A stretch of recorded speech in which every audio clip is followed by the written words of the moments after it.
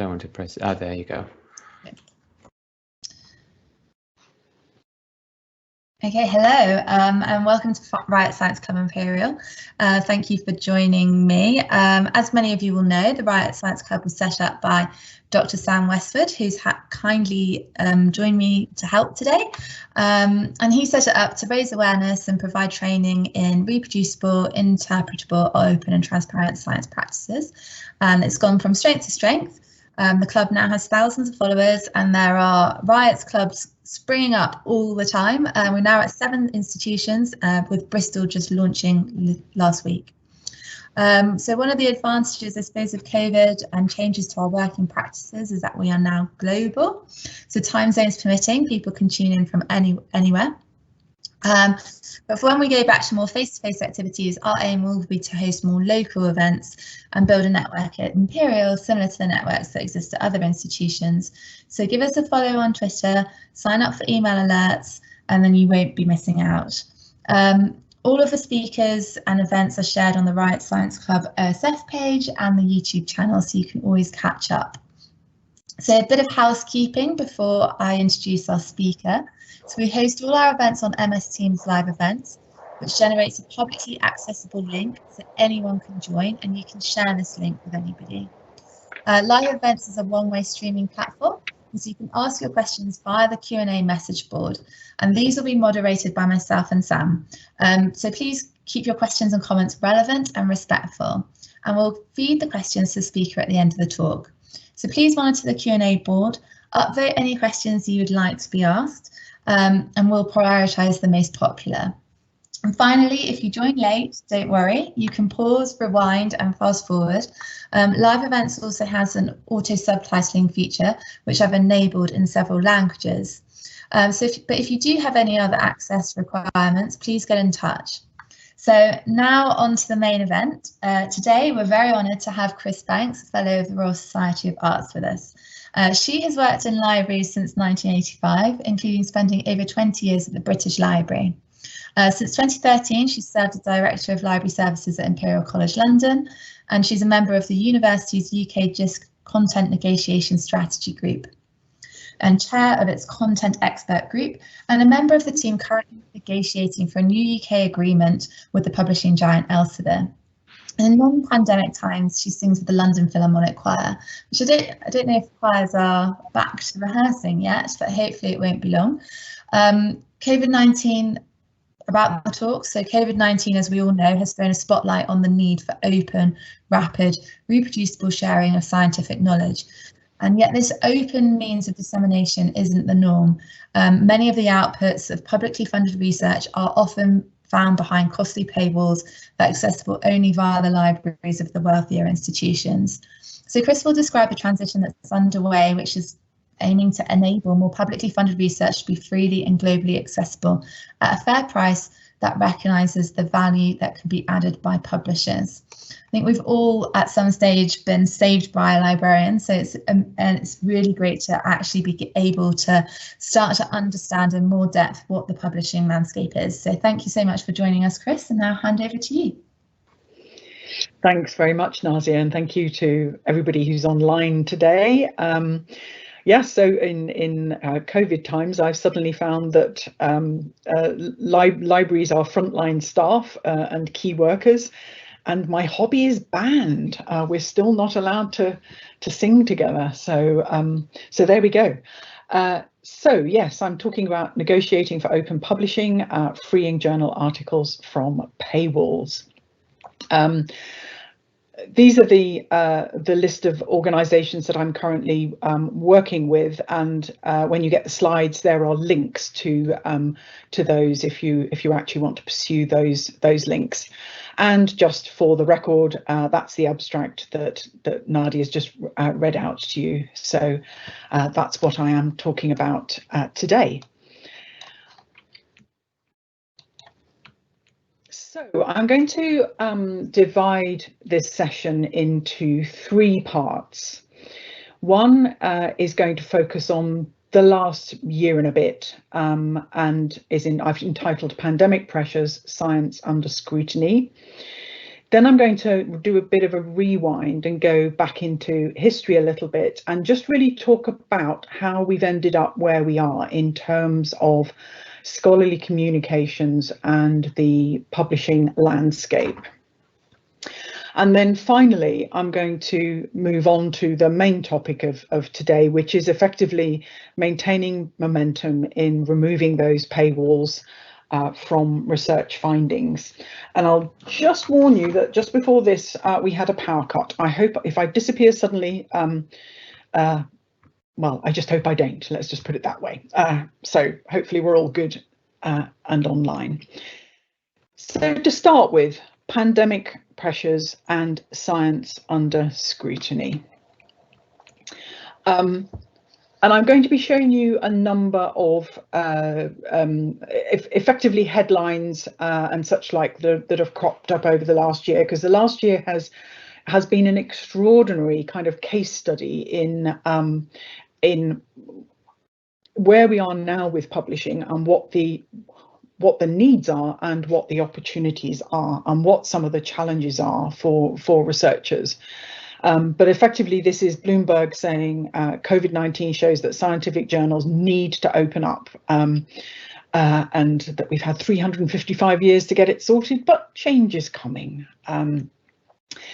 Now, this is a preprint of report 9. So I think unless you've had your head under a stone for the last since sort of early last year, you will know that report 9 was massively influential, in fact very significantly influential in terms of its impact on what has happened and how our governments have responded to COVID and what we have done.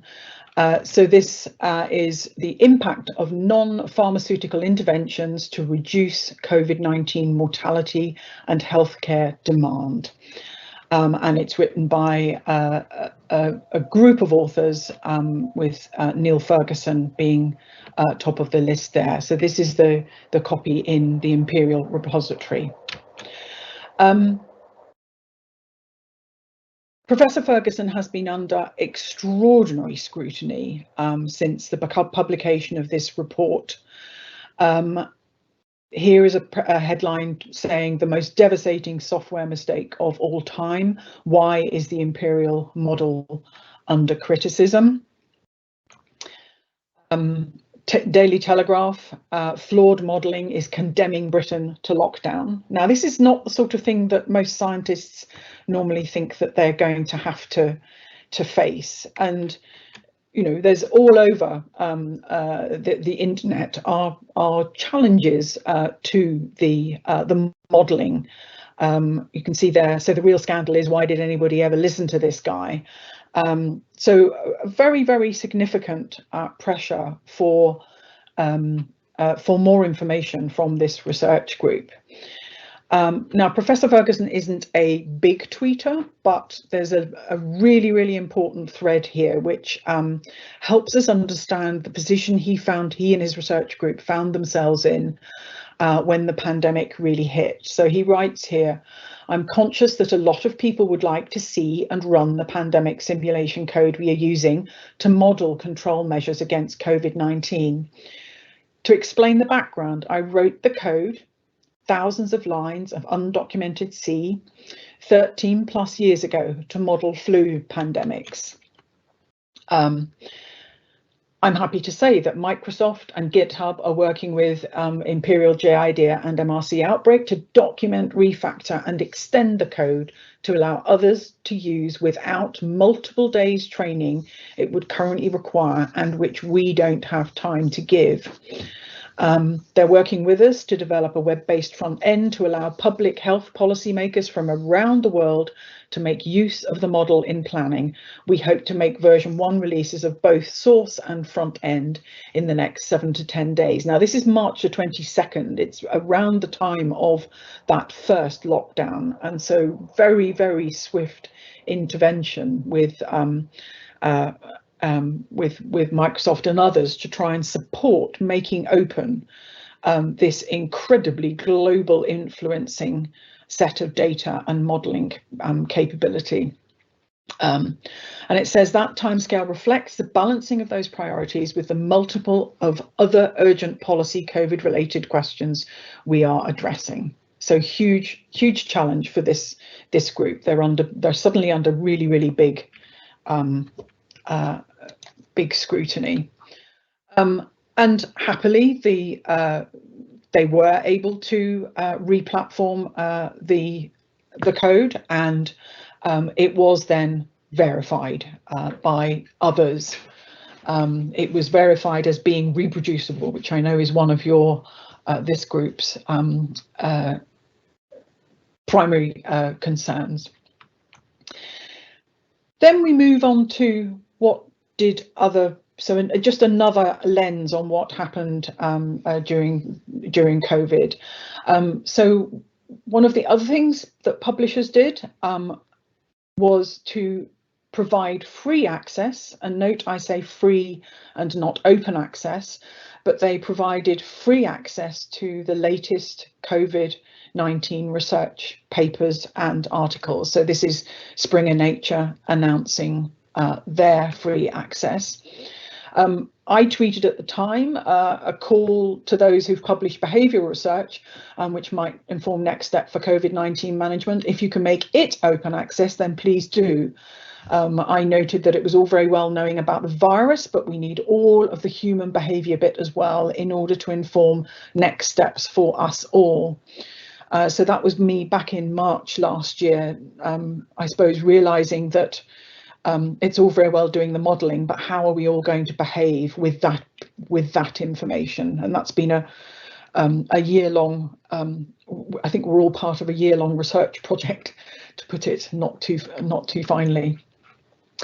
And then we had more than 30 leading science, technology and medicine publishers agreeing to make all of their COVID-19 and coronavirus related publications immediately accessible. Note again, I don't say open access. So this is the publisher Brill saying they've opened up books, articles, public health, distance learning, crisis research. So quite a lot of stuff around the edges of basically dealing with a pandemic. And if any related content is published with us, we will add it to the collection. And they've made it available until December the 31st this year. So one of our questions is, will that be long enough? And then again, Cambridge, one of many publishers making growing collections of free book chapters and journal articles and such like freely available for us to use off-site. And also relevant book chapters, journal articles, and they too had, Cambridge too had joined publishers in committing to make all of the COVID stuff available so that everybody could see it and learn from it and build on the research, because science is a team sport and never was such a team sport needed as now. But then more broadly, as libraries went into lockdown, so much of our collections, effectively all of our paper-based collections, suddenly became locked, not behind a paywall, but behind the library doors, which we'd had to lock as we all went into lockdown. So many more publishers started giving temporary free access to online content to enable the remote work that libraries and researchers had experienced. So this is not just COVID materials, but this is many other sets of materials that could be made available online for those to study who didn't have access to those print collections that were locked behind walls. And then another means by which we can make materials available is through effectively digitizing materials which we own in print, but the restrictions on that are quite significant. So the Copyright Licensing Agency acts to guide us in what we can and can't do And normally we're not allowed to digitize more than one chapter or 10% of a print book. That was increased during lockdown. So instead of the current 10%, we were allowed to digitize 20%. That was assuming we could get into the library, that the book hadn't been borrowed and wasn't out somewhere else. And again, it was restricted to a certain group of publishers.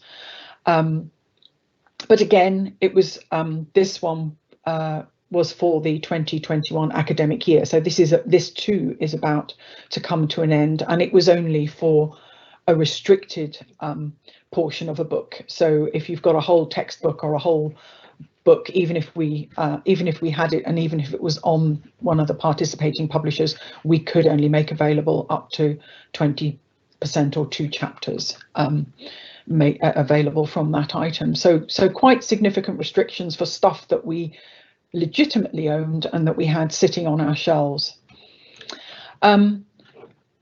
The challenge then became all of this stuff, we needed to feed it effectively to our patrons, our library users. And so the ex libris, who are the suppliers of the library management system that we use at Imperial, and other library management systems too, then had to kick into action and make sure that this content was discoverable, and that effectively the system that we have, which manages entitlements and effectively allows that seamless feel of it's free on the internet, isn't it? But actually it's been paid for by your library. It's just that we have a means of ensuring that you have legitimate access to it and delivering it to you. All of that work had to be done to make sure that those items were available to our users. And then all of our libraries had to kick in and make sure that we highlighted what we now had temporary access to. So this is the Imperial College page, and it was very much noting that this was temporary access to materials, but it was supporting remote learning and research.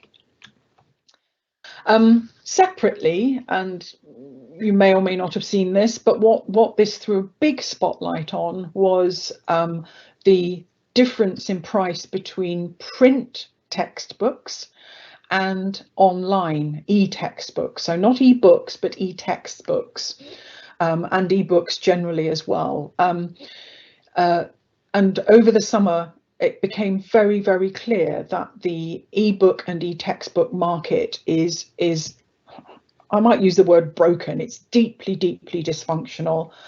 It makes assumptions of a level of use that are very, very challenging indeed, and effectively unaffordable for many, many institutions. And the net result of that is that students don't get access to the content that is sitting on their reading lists. This resulted in even the BBC News picked up on this, looking at urging a probe into the pricing scandal. And there's a couple of examples here. So an economics book that costs £44 for a print copy, but is £423 for a single ebook user, and £500 for 3 users. It just doesn't compute. And then an employment law book that costs £50 for a hard copy, but is £1,600 for 3 users of the digital version. Other pricing practices effectively make the assumption that at some point every single student will be using the item at once, and so the licensing terms are based on the number of students in a class, whereas in reality that's almost never the case, that every single student would have. It's so vanishingly small, and so the value for money proposition is incredibly hard to justify there. And of course the pandemic was accelerating the need to try and supply something for our students in online. This is a Bloomberg piece. One big change brought around by COVID-19 is that virtually all scientific research being produced about it is free to read. Anyone can access the many preliminary findings that scholars are posting on preprint servers. Data are shared openly via a multitude of different channels. Scientific journals that normally keep their articles behind formidable paywalls have been making an exception for new research about the virus, as well as much, if not all, older work relevant to it. This response to a global pandemic is heartwarming and may well speed the pandemic to its end. But after that, what happens with scientific communication? Will everything go back behind journal paywalls? Well, no. Open access advocates in academia have been pushing for decades to make more of their work publicly available and paywall free. And in recent years, they've been joined by government agencies and large foundations that fund much scientific research. COVID-19 has accelerated this shift. I'm pretty sure there's no going back. But then there's another challenge, which is that effectively, we've been wedded to the notion of the article.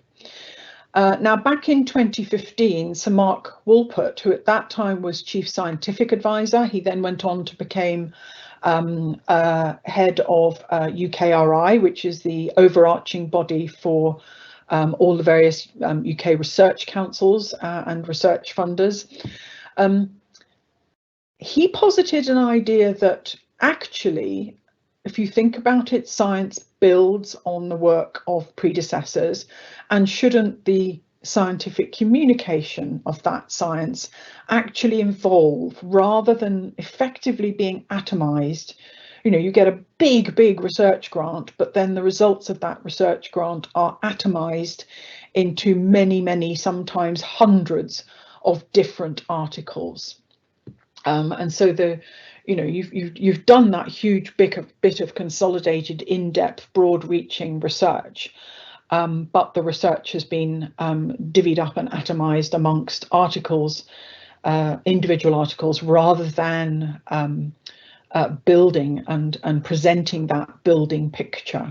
So everybody else then has to recompile that building picture. So he was proposing that, and I know that you've had other talks recently, which explain some of the reasons behind why we do still have that that limpet-like attachment to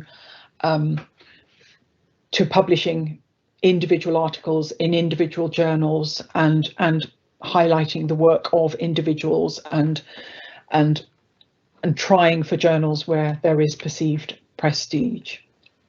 And then even then, in the brave new open access world, we had the announcement that effectively for the cost of pretty much for the cost of a year's tuition, we can make a nature article open access. So we were beginning to see the potential costs of making open access, of bringing open access to research in some of these journals, some of the big brand journals. And of course, what sits underneath that is the fact that effectively that fee in part is serving to pay for the rejection of sometimes up to 95% of work that is submitted to that journal. So it's by no means a straightforward thing to just unlock a paywall and pay for publication. And that, for me, that the proximity of that figure to what our students pay for a year at in the UK, a year at university, I think is quite striking, and particularly when we think that, and when we know that so much research is not fully funded, and that in fact the other funds that go to make up research funding in part will come from some of the fees that are charged to students, particularly some of the higher overseas fees that are charged. So there's not a straight, there's not a linear line between how much research costs, and a funder funding all of those costs. There are a lot of steps in between and a lot of other places that money comes from. You just got to think of the charitable researchers and such, charitable funders rather. So how did we get here? I'm now going to talk a little bit about, just give you a brief history of scholarly communications, just to give you some flavour of how we've ended up in this situation. So this is Cameron Naylan, who at the time was working for the Public Library of Science. This is 2010, and he too was like Sir Mark Walpott in 2015. Cameron Naylan was saying, research intelligence, rip it up and start again. Journal articles are an outdated way of sharing scientific research. Once you start looking at how scholarly communication systems works with any degree of outside perspective, it looks utterly insane. He said the current system of communicating the results of scientific research via journal articles is a 17th century solution to a 17th century problem. So printing was adopted because researchers got tired of sending letters to each other. And in fact, in a talk that I heard Cameron Naylan give, he effectively said that pretty much nothing has changed in the journal article since the 17th century, with the possible exception of the removal of the words "Dear Sirs" at the top of the article. So an awful lot has not changed. Now there are two pieces of work that I'm going to dive into a little bit here, because they help us understand, and I've given you links to them both. So one of them, which is by Aileen Fife, Kelly Coates, Stephen Curry, Stuart Lawson, Noah Mox and Camilla Mork-Rustvig, is called Untangling Academic Publishing, a history of the relationship between commercial interests, academic prestige, and the circulation of research. And the second one is a Guardian long read, which I only read not long after it was published. So both of these pieces of work are 2017. This particular piece is The Staggeringly Profitable Business of Scientific Publishing, Bad for Science. This particular piece taught me some stuff about publishing history that I hadn't fully appreciated. So on the basis that I had been in library land for about 30 years at this point, I'm guessing that some of you might not know about it either. So I'm not going to read the whole thing to you, you'll be glad, but I am going to pick out some highlights just to illustrate why we are where we are, and a little bit about how we got there. Adrian Sutton, now emeritus visiting professor physicist at Imperial College, he says, scientists are all slaves to publishers. What other industry receives its raw materials from its customers, gets those same customers to carry out the quality control of those materials, and then sells the same materials back to the customer at a vastly inflated price? And the article says the scientific article has essentially become the only way science is systematically represented in the world. So Robert Kiley, who has just moved over to Coalition S from the Wellcome Trust, but he said we spend billions of pounds a year on research and we get back articles. And then from Untangling Publishing, we, so the authors, are not the first to wonder why academics continue to give their labour as authors, referees and editors to publishing firms that do not, in fact, circulate knowledge widely and affordably. The answer lies in the lack of detailed understanding amongst academics of the historical and economic forces at play in academic publishing, and in the success with which big publishers have learned how to make themselves apparently indispensable to the academic prestige economy. And they hope the paper will address the former problem and might at least stimulate debate about the latter. The authors have suggested that existing moves by governments and other funders to increase accessibility by promoting open access publishing have so far been stymied both by the power of the traditional prestige culture amongst academics and financially by the lack of determination to demand of publishers the competition and value for money that are routinely expected of researchers. And they have a number of recommendations to some of the individual actors in this landscape, but one of them is to the UK government and its research agencies. Policy for future academic publishing should retain focus on enabling open access to ensure free access to publicly funded research. It should be innovative and not seek to protect the commercial business model of the mid to late 20th century. So I'll go back to what, just reference there Sir Mark Walport's idea. As with the broader higher education sector, the government should commit to achieving good value for money by finding ways to stimulate competition. Government departments should make annual declarations of lobbying by academic publishing companies. And I might note there that, of course, those academic publishing companies may be lobbying money and the government, and the money that they're using to pay the lobbyists are what libraries pay in subscriptions to those publishers.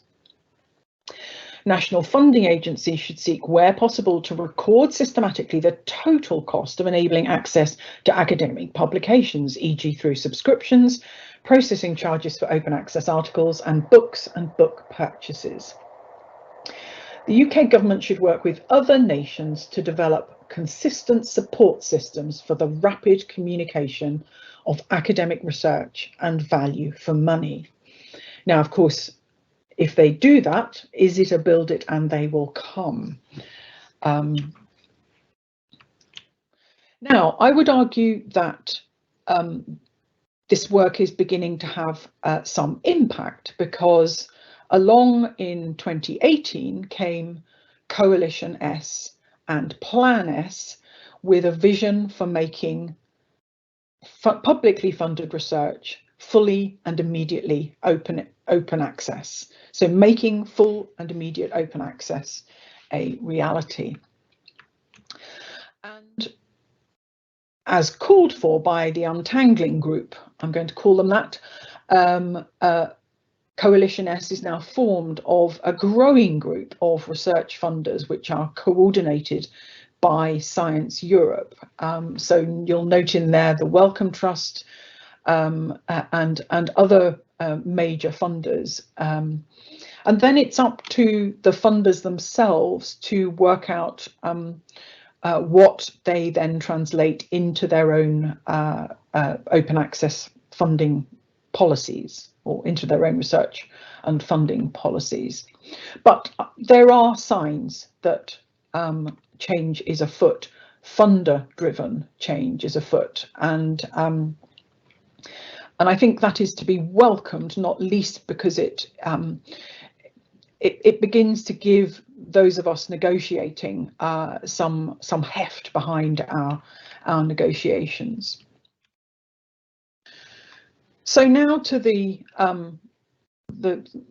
sort of substantive bit of my talk today, and I envisage that actually quite a lot of the discussion will happen. Quite a lot of what I have to say is likely to come out as much in the discussion that follows this formal presentation as it comes here. But hopefully I'll give you some things to think about here. But maintaining the momentum, removing paywalls from research findings.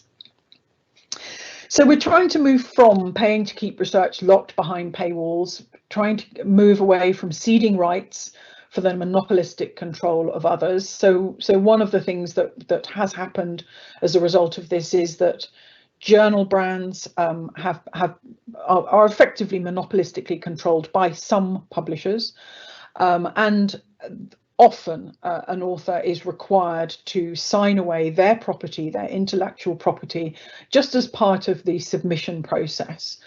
And so there is that at the point where those pieces are published in those journals, there is effectively a monopoly because you cannot get that content elsewhere. And a thing that is a serious bugbear of mine in quite a lot of stuff, which is anything that's overly complex. I'm allergic to overly complex things. I like simplicity, not least because complexity is expensive, and so anything that's kind of a bit smoke and mirrorish, I look at very, very suspiciously indeed, because if we're paying for a complex or inefficient process, we're not actually putting money into research. And what we want to move to is an open and trusted science communication landscape, and open access to read the results of publicly funded research for all, not just for those who can afford to read it. Those that are in institutions who can afford to subscribe, because if science is going to build and scientists are going to build on the shoulders of others, then we need access to all of those potential scientists to enable them to do that and to take forward scientific research. So what we are trying to do across the board at the moment, and I say the sector, at this point I mean the library sector, is that where we have large subscription packages, what we are seeking to do is to move from that pay to read, where effectively what we pay for is to put up paywalls so that others can't read, to a world where publishing is a fair price is paid for publishing, and that published work is then open access for anybody to read. And so we are seeking, and these are phrases that you probably shouldn't necessarily need to know about, but it's what they're called in my world. They are called either transitional or read and publish deals with publishers. We fully recognise that even if a publisher wants, or even if a journal wants to flip to open access, there's often not a clear business model to them to enable them to do it. And depending on how they have contracted their publishing, so some learned societies outsource their publishing activities to publishers. Some learned societies have had their publishing activities acquired by publishers. So how the degree of flexibility that they have to transition and their appetite for it will depend on a number of variable factors. So the route isn't always clear. But what is clear to us is that certainly in libraries we have substantial money that can support that transition process, and the funders are helping prioritise the spend of funding by putting some reasonable restrictions around this. But effectively, if we do this, it reduces article by article transactions. So by that, currently we subscribe, some publishers we subscribe to have thousands of journals in their portfolio. So we might have a single invoice for read access to those thousands of journals.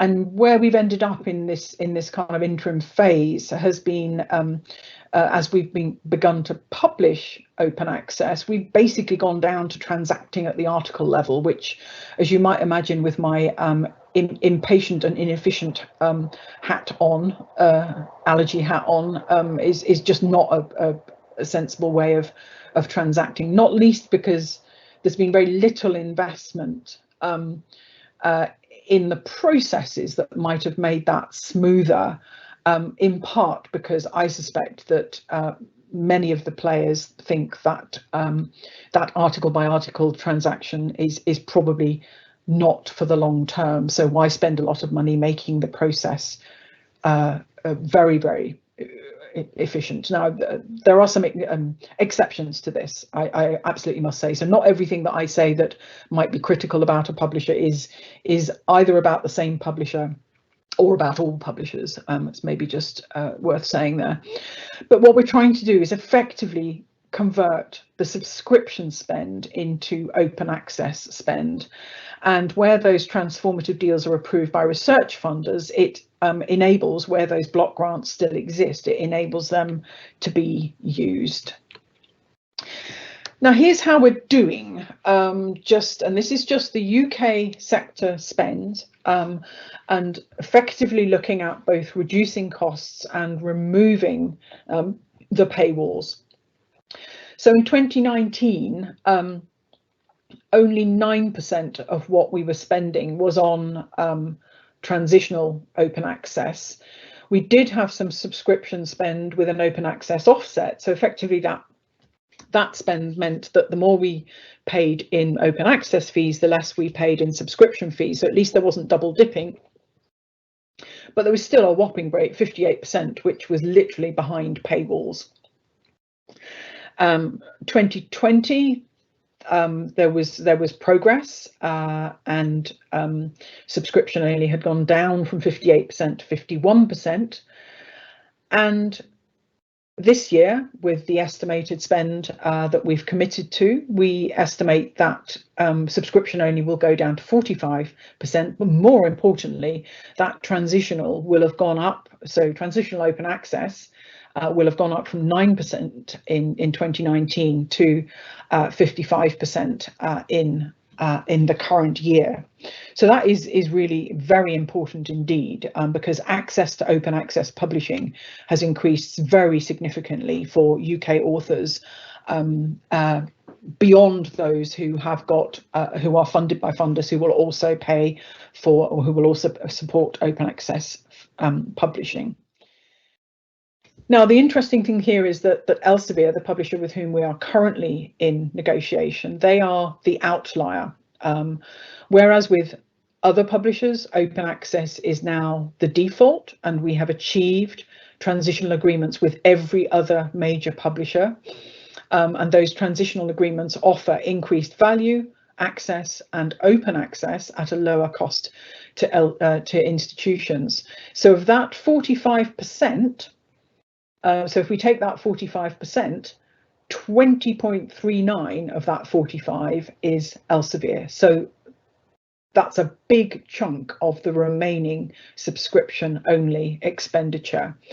Elsevier publish over 20% of UK output, but are currently the only major publisher not to offer and transitional and fully compliant. And when we say compliant, we mean that meets funder requirements, open access agreement to UK universities. So that's what we're in negotiation for at the moment. So our primary focus for the negotiations with Elsevier is to secure an acceptable and affordable read and publish agreement. It's that. We've reached similar agreements with other publishers. We've achieved open access agreements with other publishers without foregoing access, so read access, termination rights, and for those of you who don't know what that means, it means in some cases we might have subscribed for access to something in 1 year, but if we cease our agreement with that publisher, unless we have also acquired post-cancellation access, all of that previous content gets switched off. So that's quite scary, because that means we're locked into potentially locked into some deals if we don't actually keep a really good eye on what our post-cancellation access rights are. So without foregoing access, termination rights, or limits on where UK researchers can publish open access under the agreement. So those are the sorts of agreements. Now, they're not perfect. We fully accept that they're not perfect yet, but my goodness, we've made a big step. The sector, and there have been 2 big consultations so far right across the UK higher education sector. We are looking for cost constraint, so we want to reduce and constrain costs. Our expenditure on content as a proportion of our expenditure on overall library things has gone up unacceptably over the years, and is bordering on, in fact for some already is beyond affordable. So we need to constrain those costs. We need to deliver open access publishing beyond authors with grant funding. So early career researchers and non-funded authors, we want them to be able to publish open access using the money that we bring to the table for this. And back to my efficiency, we want to reduce administration by providing automated funder compliance and immediate open access deposit. So for instance, all of that medical research being deposited in PubMed Central with a Creative Commons attributions license. So those are our sector aims. We're seeking a transparent, affordable agreement which is commensurate with publishing services offered, but it's still a multiplayer landscape, so we need funders to have realistic implementation transition requirements. We need researchers to think about using the rights retention strategy to do things like act on deposit, simply to make sure that your work is available open access, even if it is only the author accepted manuscripts. Consider breaking free of the article. At our institutional level, we have publisher negotiations, we have the possibility of adopting a model open access policy, and of course adopting and implementing DORA, which many of you may have heard, I think last time round, or certainly recently, from Professor Stephen Curry. And we need our publishers to collaborate with us on realistic transition plans to make the world of science what it can be. And now I'm very happy to turn over to questions and discussions, and that's just a note on the links, which is that they were all accessed and accessible over the last couple of days. Thank you. Thank you, Chris. You've given us an incredible amount to think about. I've been scribbling away. I think. Shall I stop sharing? Oh yeah, and then we can see you in full, which will make it easier.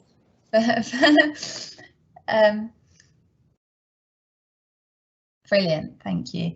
And you certainly have given us a lot to think about. I think many of the Riot's audience will feel very aware that we are perhaps being driven by the publishing model that isn't really fit for our purposes. It's not aligned to our values.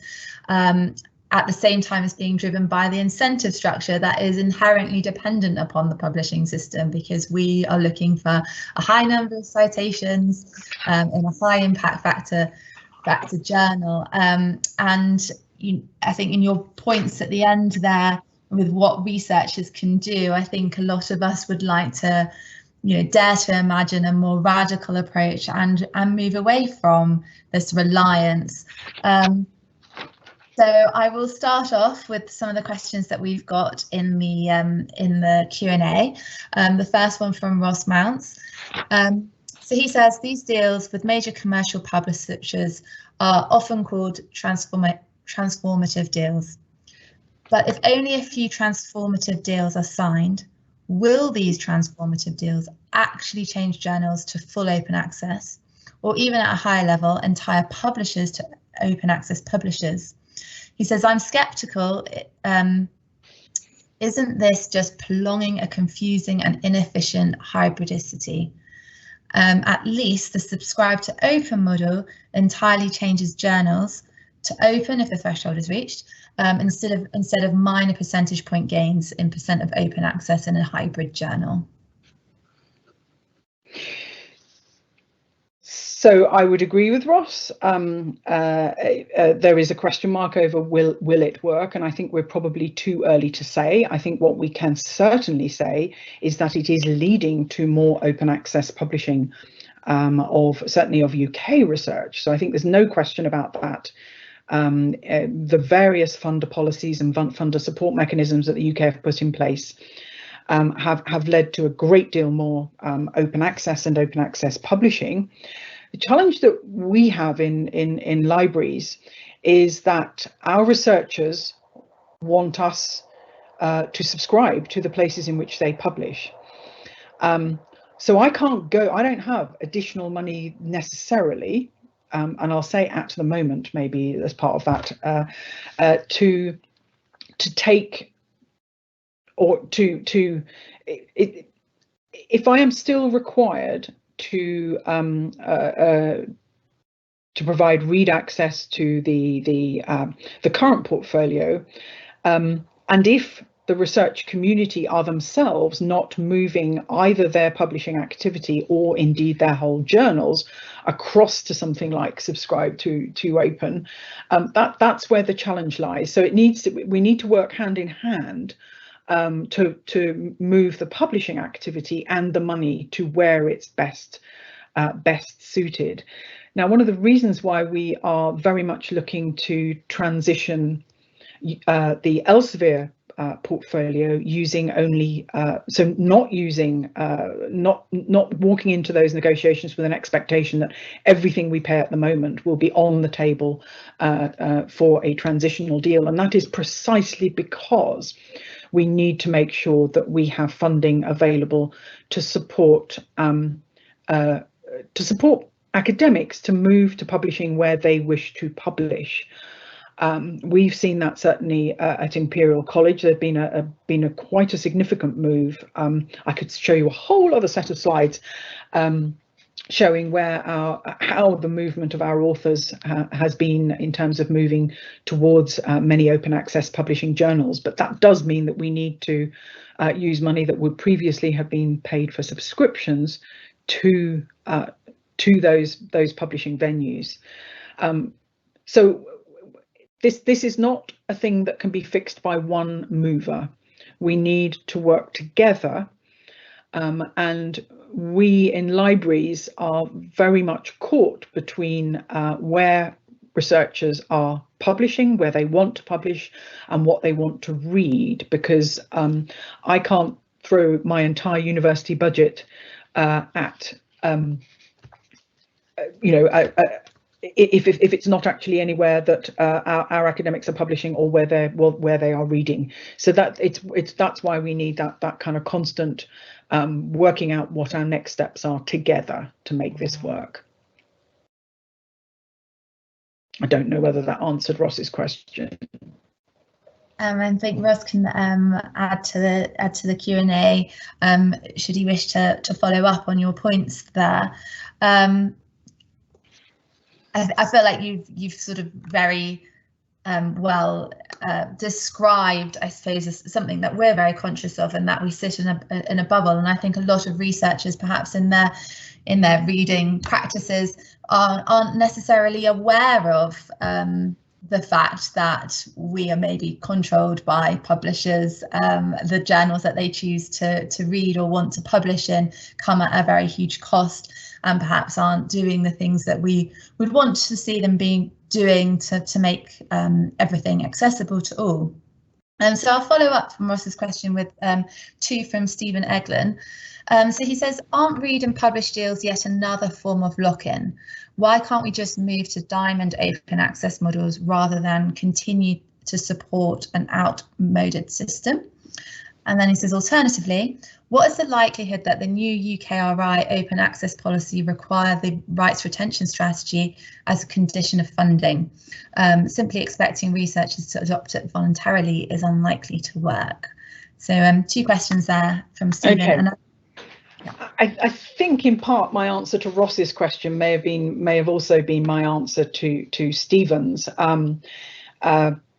in that yes, again, diamond, which is where it's effectively free to publish and to read, or at least at no additional cost to the researcher to publish and to read, it is indeed a very, very nice solution. But again, we need the journals and the editors and the authors to be willing to move in that area.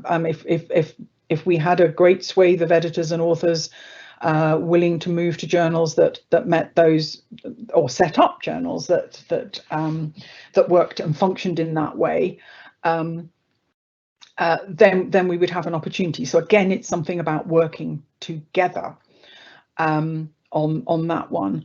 On the rights retention strategy and the UKRI open access policy, I'm really frustrated that the policy isn't out yet. I had fondly hoped that it would be out at the end of May and that I could have been sitting here today and setting these negotiations in the context of our main UK funders' open access policy, but we're not there yet. What we do know from some questions in the House yesterday is that the policy will be launched later this summer, and that for journal articles it will kick in from April next year, so April 2022.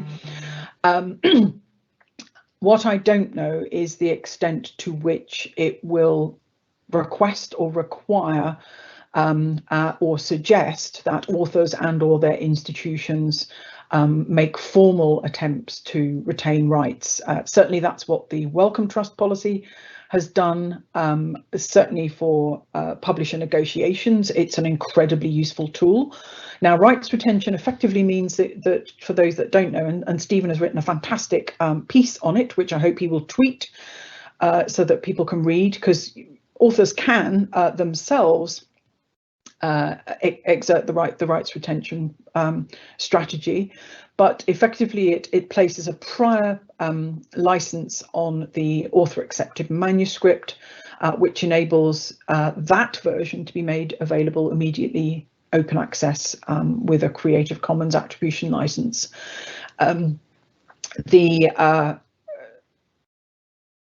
We also have the opportunity, and especially if it's funder driven, it will be a huge incentive to implement a similar policy across our institutions. But again, that's got to be with academic consent and understanding.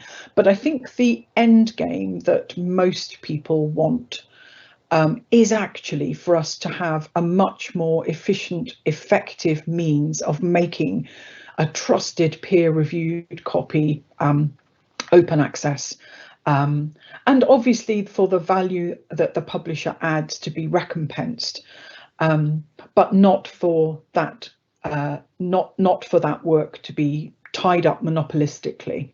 And I think that's the journey that we're on, and that is the transition that we need to make, and it's one that is exceptionally difficult because you know, the whole big business of science publishing generates 37% plus profits.